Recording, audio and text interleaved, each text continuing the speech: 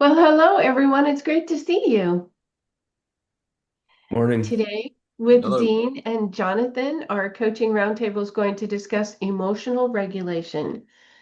It's what the modern title is for people who know how to keep their cool or keep their head during difficult or challenging situations.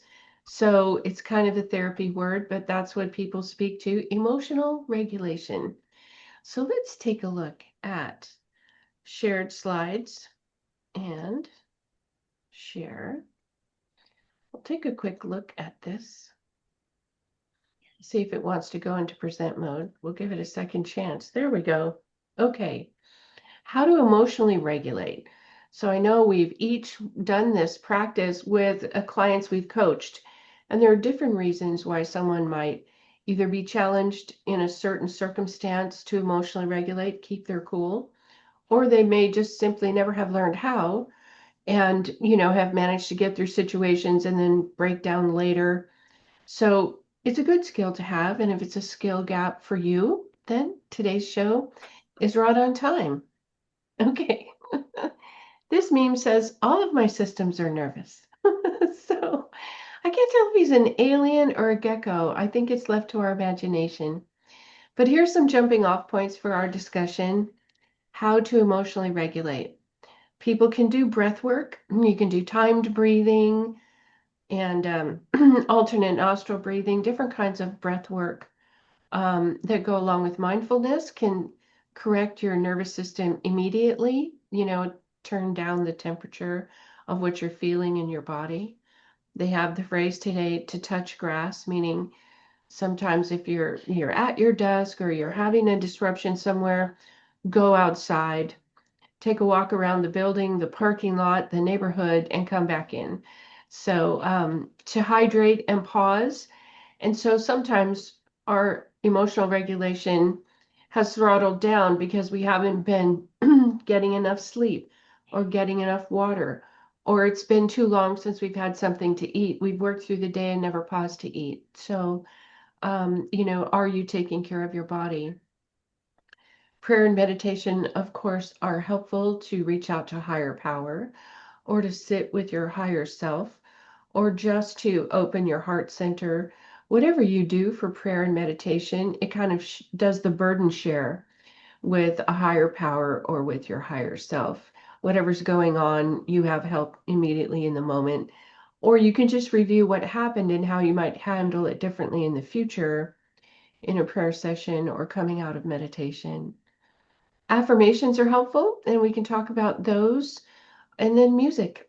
So sometimes if I know I'm going to have a rough couple of days, I pick a theme song and I sing it on and off throughout the day. And it helps me deliberately manage my mood. And my emotions belong to me. Your emotions belong to you. And it's up to you to manage them. So, okay, well, here we go. I don't know, Dean, would you like to start first about emotional regulation and how that works with clients if they find a skill gap or? It's interesting. Well, first of all, let me talk about it generally for just a second. I was just thinking this morning, 8 years ago, 10 years ago, everyone was talking about dopamine and about um, neurotransmitters and serotonin. And that was the common parlance in which people's uh, emotional or problems in living were expressed. Biochemistry. Yeah, What did now we it's say? all nervous system this, nervous system that, and emotional regulation is kind of the also part of the new trend in the way we discuss these things. Mm-hmm. I think that it is helpful for me to think about emotional regulation just in terms of the larger concept of emotional intelligence, which I do think is a sort of a useful way to think about things. And emotional intelligence just meaning the ability to recognize and articulate your own emotions and those of others, Mm-hmm. right? And I think a lot of the trouble that many people have with emotionally regulating is that they just have not developed their emotional intelligence. And that it's really hard to regulate or manage things that you are not aware of. Mm-hmm. And that it is kind of the default setting for adults to wander through life full of intense emotion, but not articulate to themselves, okay, what am I feeling right now? And that the ability to begin stopping, taking a breath, and asking yourself, put a word to those feelings that are driving you at this moment. And that in itself is a regulative act. The ability to name what you're feeling and thinking immediately separates you from the sort of instinctive power of that emotion to drive you to do whatever. And this is why we see everyone tries to self-regulate. So unfortunately, lots of people do it with uh, ding dongs and alcohol and gossip, uh, temper tantrum, Scrolling.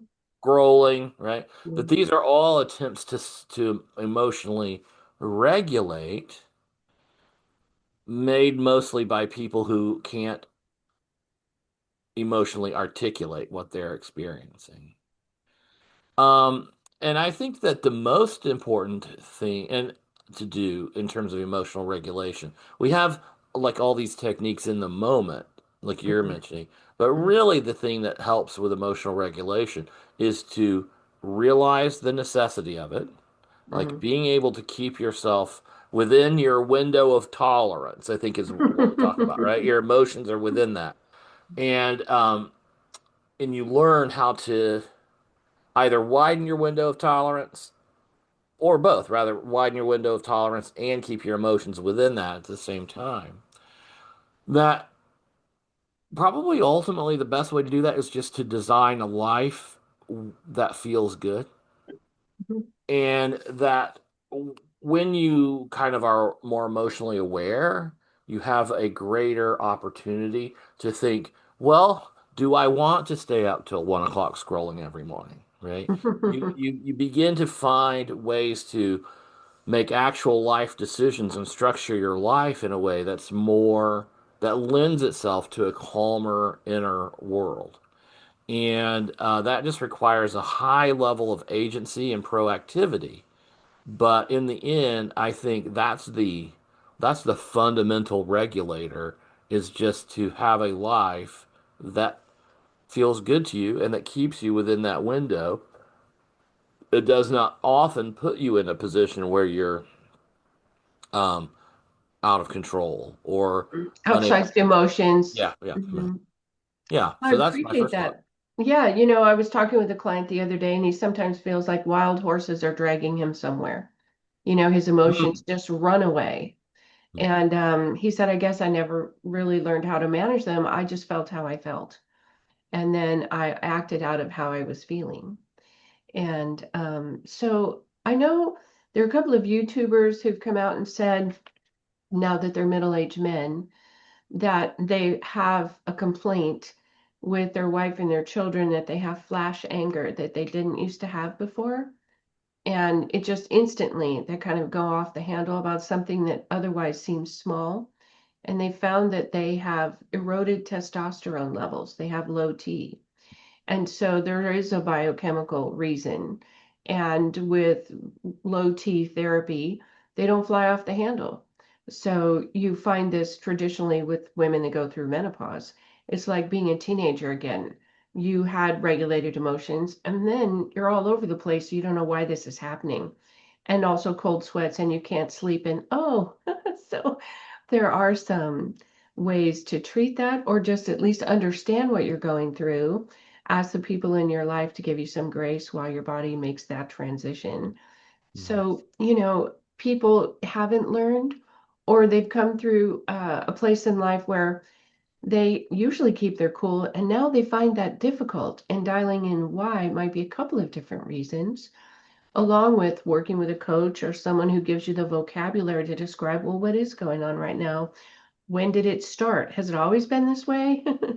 Jonathan, do you talk with people who I think sometimes when we're coaching, we hear about other people who flip out, other people who they're walking on eggshells around because they don't emotionally regulate. And you can't really do it for someone else. So, your thoughts, Jonathan?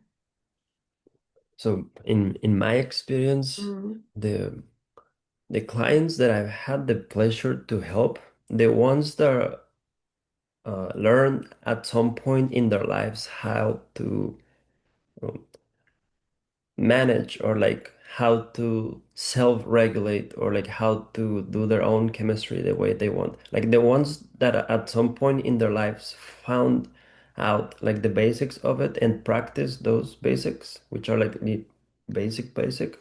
Uh, mhm, I can tell how joyful they are. So mhm, like in order for them for something to happen that is going to put them over like the edge, it has to be something super extreme or probably nothing to be more mhm, clear or like close to reality. Uh, there's nothing that's going to shake them because like they know themselves. Now, mhm, there is a difference between feeling your emotions and neglecting them and being like, oh, no, I always feel great. I always feel great. I always feel great. Like, yes, you can, like, affirmations work. They're better than negative thoughts, right? But Right, the self-talk that people have, yeah. yeah, but sometimes it is actually in order to understand yourself, you actually have to go through the process of actually feeling so that you can, it's kind of related to what Dean was saying of like articulating what is it that you're feeling so that you can change. It's actually like in order for you to articulate for the ones that are like, how am I supposed to do that? Well, you don't neglect what's happening and then you just go into the feeling. And sometimes the feeling is so uncomfortable and so unbearable that that's when most people are like, oh, I can't handle this. And then they go extra, like extra while in their own Mhm. creation. Because at the end of the day, it's our own creation. Like if you look around, the birds are not freaking out. The worms are not freaking out. The ants are working. They're looking at you like, don't you have something better to do than just, like being out of Stomp your, your feet and be yeah. upset. Um, Well, I think too that some segment of our society, it's a great number of adults take SSRIs and to quote Pink Floyd, they become comfortably numb. And then they think that's emotional regulation, kind of such an even surface that really there's no emotions at all. And I remember reading a novel, and it felt like the author was inserting herself in the story. And she was talking about how she decided to cheat on her husband because she didn't feel anything anymore ever. And she wondered if she had an illicit affair, if she would finally feel something, and didn't connect it to the SSRIs she was taking. And so I don't know if becoming comfortably numb is the answer. And I think people have to, dial in how they live the life they're designing. That you have more design options than maybe you understand. Recently, RFK Jr., the person who's running HHS or something now, says there are diet studies that are reducing bipolar. And for some people, there actually might be biochemistry about food and diet that could shift how people regulate mood and their emotions. Emotions are good to have, and part of the human condition is when they run away with you or you're with people who have runaway emotions on the regular, that it's hard to have a harmonious life, one that you enjoy. So, as we know in a life designed, and from coaching, you have to dial in the solution that works for you and your situation with your people. But there are solutions. Do you have other thoughts, Dean? I think it's two things. I think it's very helpful for people to, it is actually one of the core most helpful things for most people to be able to understand that their emotions are energy that carries information Mm, and to kind of stop thinking of their emotions as mostly something to avoid because they hurt, right? And start asking, what is this hurt trying to tell me? That it's very difficult for a lot of people to experience a painful emotion and think, well, okay, what's that? What is the message there? In a way that if they had a terrible pain in their elbow, they would think my elbow is hurting and it needs something done. Okay. Mhm, mhm, But I think people have to kind of learn, number one, to see their emotions just like physical pain. It's a message that something needs attention. And it does not help them much to be in a culture where essentially the emotions of most people are considered an obstacle to productivity or mhm, whatever, right? mhm, And so we have a multi-billion dollar industry creating pharmaceuticals based on a theory, the brain chemical imbalance theory of depression, which has been more or less debunked. mhm. But we still function on that. The medical establishment still functions on that theory and prescribes these. If you watch the evening news here in East Central Indiana, almost every night you see a commercial for another antidepressant that you're supposed to take on top of your first antidepressant. And this is Mhm. supposed to like top you off. Like you've been Right. taking your SSRI, Mhm, but now you're supposed to take this because you're still not quite where you want it. And as I just think, well, this is a person who needs to be less productive. The um the financial guru James Altucher, do you know James Altucher? yes. Okay. Mhm. I used to Him read of the his, hair. yes, yeah, like the big round afro kind of guy. Yeah. I used to read him a lot, and I remember one of the it really struck me as profound. And I think he probably lifted this from someone else, but someone asked him once, "What do I do if I'm really depressed?" And he said, "Sit in silence an hour a day." And then the person said, "Well, what do I do if I don't have time to sit in silence an hour a day?" And he said, "Sit in silence 2 hours a day." Make the time. Mhm, Well, yeah, I mean, and that yes, make the time, but it also like prioritize not being emotionally out of control. mhm, And we don't want to sit in silence 2 hours a day because, we just live in a culture where you essentially you're supposed to devote every possible minute to monetary and, concerns and busy commercial. lives. What's that? Yeah, busy lives. Yeah, yeah. And it's going to be really hard to design a life where a life that just naturally regulates you Mhm. if you can't make some margin. That's sometimes where we start with clients. I remember working with a woman who enjoyed like 10 years of this type of music lessons that she was getting, and the person was a friend of the family, and she enjoyed it was the harmonium, I think, that she Mm, played. And she literally didn't have time. And so I said, you need to quit the music lessons. And she goes, but my friend will be disappointed. I said, you're not coping with how much is on your schedule. And if your friend knew what a struggle it was, she wouldn't want you to be struggling through the music lessons. mhm, And so take a pause for 90 days. Add it back if things settle down. And I said, while we're in the meeting, send her an email now saying you have to pause your lessons for 90 days. Do it now. Quit, because then you make the margin, as you say. And it allowed her to have less stress about work because she was literally getting more sleep. And so sometimes dialing things down include doing less while you reset. And if someone is too busy to do the work of dialing it down, that's an excuse to not make changes. You, in fact, can become less busy. Sometimes right. people take themselves to burnout, to serious illness, and that's when they get the wake up call. Now they have a reason to dial their schedule back when they could have just decided to dial their schedule back and then take a look at a reset.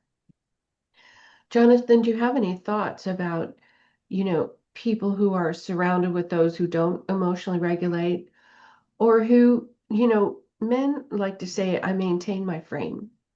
You know, this, I'm the leader of the household, or I'm the boss at work, or I'm, you know, a dad to be looked up to by my sons or my children. And so they can compartmentalize. I did this as a single parent. I'd really like to be falling apart right now, but I don't have time or permission to do that.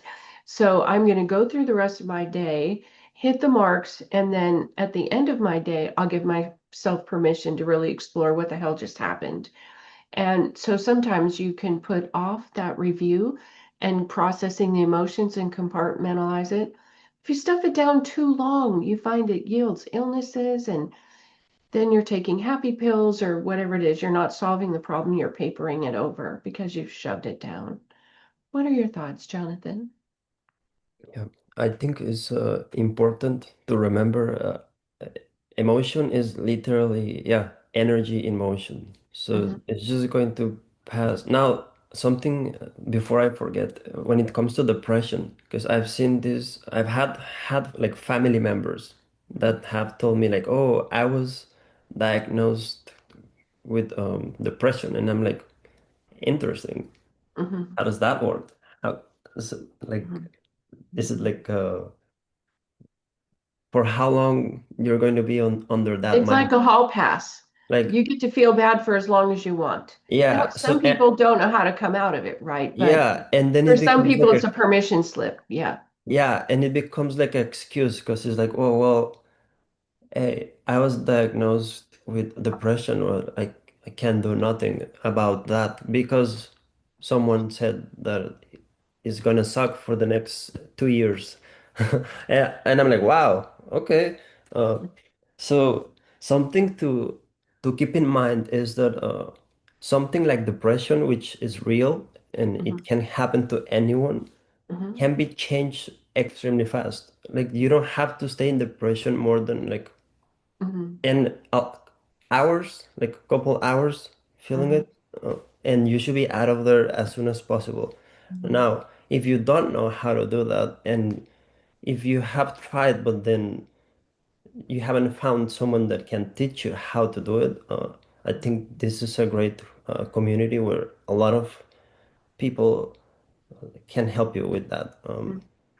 Because, like in my personal scenario, when somebody is like depressed, sometimes you have to introduce like a very powerful emotion to take them out of depression, like anger. Right. I A love to make catalyst, someone, like I'm so mad, I'm finally going to do something about this. yeah, I like to like find the way, you know? So Hmm. that's like, it's very important. Hmm. Yeah, it is very pleasant to be surrounded by someone that even if they're not doing it the right way or whatever, that at least you know they're trying to understand what they're doing. That is very pleasant. It is the best kind of humans to have around me because the worst ones are always the ones that don't remember that they are mortal. Like there's nothing more like you look around and you're like, oh my God, everybody here thinks they're gonna live forever with problems that are like intensifying in their own minds. So Hmm. yeah, working with people that are at least trying to understand where they're coming from, it's Hmm. beautiful. I love it. You know, one of our coaches in Life Design, Tanya, released a short this week, and she was talking about how years ago she was coming through 2 years of depression, and she'd been diagnosed with a difficult to impossible disease to resolve, some kind of autoimmune thing. And she couldn't find her way out of the cul-de-sac. You know, she was trying different things for 2 years. And she describes in the short that she signed up for a seminar and people were going to pray over her in tongues. And she's like, this is the last thing I'm going to try. Like, I don't know. It was like a 3-day weekend retreat, the power of prayer. And she's like, I'm at the end of my rope. I'll try anything. And she said, people literally surrounded her, were praying over her in tongues. And she said, sometimes you just keep exploring new choices, new possibilities, because you're trying to untangle whatever it is. And along the way, you do get some things untangled. It's unprocessed grief, or you're giving yourself permission to take care of yourself, and you've been ignoring your own care for a long time and you don't know how. You untangle those things along the way. But I guess a week after her 3-day retreat, she's just surrendered to God, to the process. Like, this is my laptop. It works or it doesn't work. Her depression evaporated. So did her autoimmune disease. And so there's some sort of timing for people. There's some sort of way that you manage things. People can judge you and say, you haven't been grieving long enough. You've been grieving too long. You're not grieving in the right way. What step of grief are you on? And so you have to find your own way. You have to find a language to describe what's happening. But there are a lot more possibilities that you might be kind of blinded to because you're in the feeling of it, in real time. And so we encourage you to work with coaches and other professionals to help peel back the layers. Well, did we resolve that grief, or is there still some of that hanging out? Or tell me about your diet and your sleep. What kind of self-care are you doing there? Is your Yeah. functioning body functioning enough to be serving you properly? Um, It is paramount. Also, it reminds me of, like, for example, taking responsibility of it's the basics. Like the basics, most people don't want to hear them, but the reality is that it's on us. Like the mhm, basics, for example, when it comes to emotions, mhm, if you have volatile emotions, just mhm, try to go vegetarian for like a month, like mhm, 30 days, and then mhm, just experience the difference between not eating mhm, like animal, mhm, which I know it tastes really good, right? I love food. mhm. But I mean, the difference between not eating it and then eating it, and then you're going to feel, are you are you competent enough to eat animals and still be joyful? Yes. Or or are you not? And Well, then and you might be detoxing other things, but having a careful diet takes you through a detox that maybe you don't have a full understanding for. and it takes you away from emotions that you are not competent enough to deal with. So the Mhm, great way to start for someone that has, I'm saying this for like someone that has like a lot going on and they don't even know where to start, diet. Don't eat animals for those 30 days that you're going through something extreme, mhm. and you'll see a huge difference. You're welcome. Well, also the addiction we have to our screens. People say put on blue light glasses so that at night after 8, the blue light doesn't bother you. Or you could put your phone down at 8, plug it into a charger in a different room, and then get that hour of meditation or prayer or whatever that looks like. So, and everyone can look at what choices are they making? Are they unconsciously making choices in how they live that are not serving them? And then even one choice at a time, whether or not how they eat, whether they're getting enough sleep, going outside and touching grass, whatever that looks like. So, okay.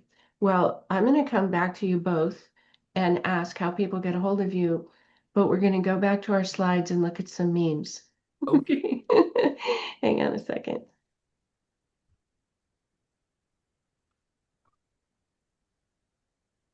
Okay, here we go. So, our first one on the left, point of view, the Holy Spirit has tamed my tongue, but my facial expressions are still in the wilderness. And then here's a woman who says, when the problem asks you what the problem is. So, if we have people in our lives that maybe aren't emotionally regulating, this was kind of a snapshot of some of Brian's single parenting for me while he was growing up, smiling through the chaos because falling apart isn't on today's to-do list. And then the last one is kind of funny. Sometimes I read a text and think, what a psycho. And then I press send. So, Dean, can you tell us how people get a hold of you? Yeah, my website is just deanabbott.com. I just the last couple of weeks have posted a couple of new articles there. People can go and read and at the services tab find out everything there is to know about what I do. And also I can be found at alifedesign.org/Dean Dean? and then on Twitter at Dean Abbott. Very good. We'll include all those in the description. And how about for you, Jonathan? How do people find you? I like the meme that when the problem asks you What what the the problem is. problem? You have this look on this face. You're like, I think people have looked at me that way before. So, Yes, you can find me on alivedesign.org. Also, Jonathan R. Coaching on Instagram, mhm, Jonathan R. Coaching on TikTok, mhm. YouTube, and via email at jonathanrcoaching@gmail.com. Oh, wonderful. Well, that'll be included below. For some reason, YouTube decided to promote some of your shorts in Spanish. So I'll just Ah, remind people that you speak beautiful. Spanish also. That was your first language. So it's really good to see you guys visit us at alifedesign.org. Like and subscribe, and we'll see you guys next time. See ya.